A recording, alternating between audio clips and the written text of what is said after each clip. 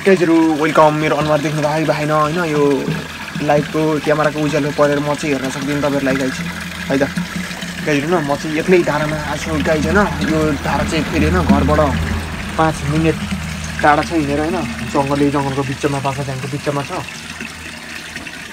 गाइजहरु न 7 बजेको पानी भरिन लागिसक्यो गाइज है अनि मैले चाहिँ साथमा के ल्याछु भन्दाखेरि पहना म तपाईलाई देखाउँछु पहना ल यो चाहिँ सेफ्टीको लागि गाइज फेरि पुलिसहरु आएर हैन छानबिन गरेर म यो गुन्डाहरु लिएर गइन्छ अनि हाम्रो गाउँमा चाहिँ चोरहरु हिँड्छ गाइजहरु हैन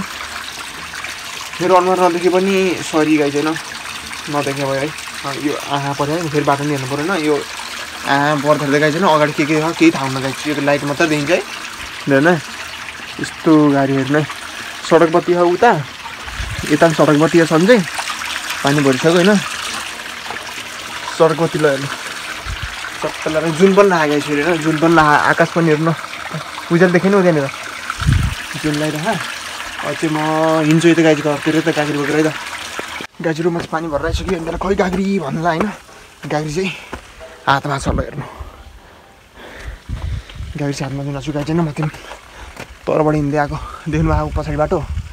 हेर्नु बाटो धारा म चाहिँ माथि आइपुग्न लागिसक्यो हेर्नु चट्टा यति हिँड्ने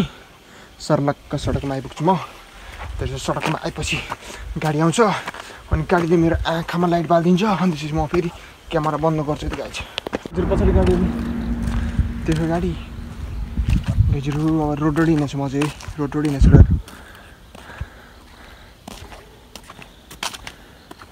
कस्तो नदेखेको गाडी यार भिडियो देख्नु गाडी राम्रोसित पछाडि नै सडक बत्ती देख्नुभयो यता मन्दिर छ गाडी मन्दिर हैन हेर्नु पछाडि त्यहाँ खोल्साडमा बिचमा गएको त्यहाँबाट तलतिर गएको हैन अब यो हातले देखाउनुहुन्थ्यो अर्को हातले हात गाग्री फेरि गाग्री फुत्त खसेर भुइँमा परिन्थ्यो मम्मीले मलाई फेरि घरभित्र छिर्नु दिँदैन गाइज है अब गएर भात तरकारी पकाउने गाइज हैन भोलि बिहानको सुत्दा भोलि बिहान 6 बजे क्याम्पस पुग्नुपर्छ गाइज हैन यस्तो रमाइलो जिन्दगी हो फेरि है बिहान 4 बजे उठेर गाइज हैन गाई दोहेर 2टा दुध पुर्याएर त्यतिबाट जाने हो घर आउने 10-11 बजे है अब साथीले घुम्न जाम भन्नु जानु पर्यो गाइज है चलो चाहिँ गाइज यार जिन्दगी सम्झिँदा है के गर्ने थाहा छैन गाइजहरु भ्लग गरौँ भनेको कहाँ पुर्याउँदो रहेछ गाइज जिन्दगी यार कहाँबाट के गरौँ भने गाइज कहाँ पुगेको जिन्दगी अगाडि सेतोपति देख्नु भए त्योभन्दा माथि मेरो घर हो गाइज कि वाचिङ गाइजहरु यताको घरको मान्छे चाहिँ सुतिसक्यो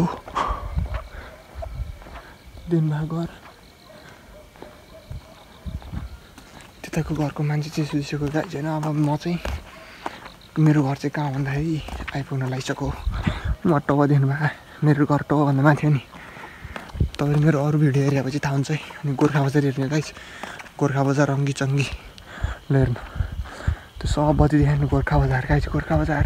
दरबार गोर्खा दरबार कि गोर्खा दरबार चाहिँ सबभन्दा टुप्पामा ल हेर्नु टुप्पा भने बत्ती त्यही हो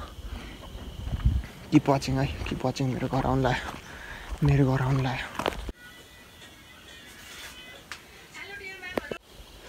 गाइजहरु अब आज चाहिँ काँडै बेलुका ब्लग गर्नु मन लागेछ है अब फेरि टोइलेट जानु मन लाग्यो आज बेलुका भात चाहिँ खाइसक्यो गाइज हैन अब पछाडि टोइलेट चाहिँ हेर्नु त दिनमा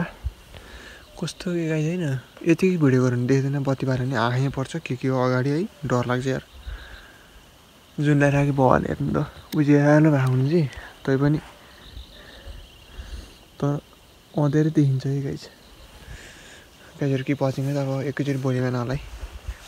भिडियो गर्छु हैन अन्त बेलुका 4 बजेतिर अपलोड हालिदिन्छु अनि अघि नै अपलोड गरेको भिडियो चाहिँ अहिले भ्युज आएन गाइज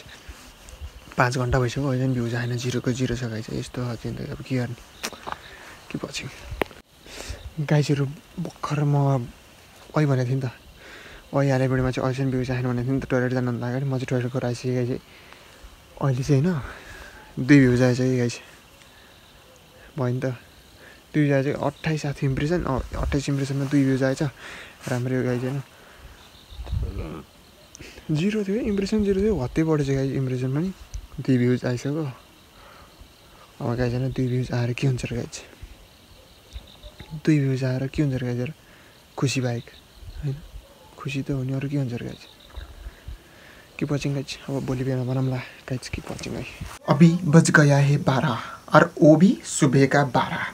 और हम अभी कैंपस से पढ़ के आए हैं गाइज। और मैंने चाय पका के खा चुका हूँ। इधर देखिए चाय इसमें पकाया था और हम इस हिंदी में इसलिए बोल रहे हैं क्योंकि हमारी माँ बाहर फ़ोन में बात कर रही है इसलिए,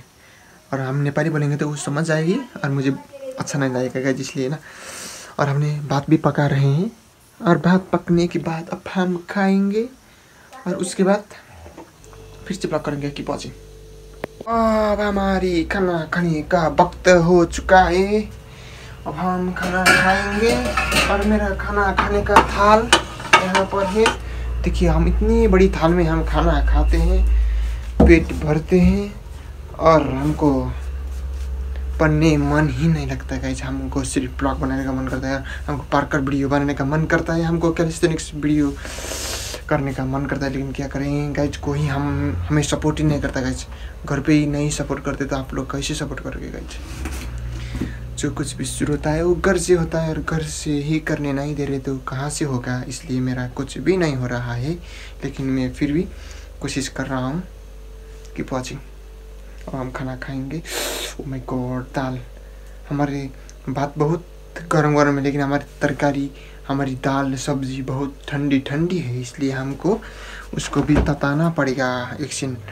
स्टीम करना पड़ेगा। ठीक है, कीप वाचिंग। अब हम आपको दिखाएंगे बहाल की मौसम। देखिए बहाल का मौसम देखिए आप लोग।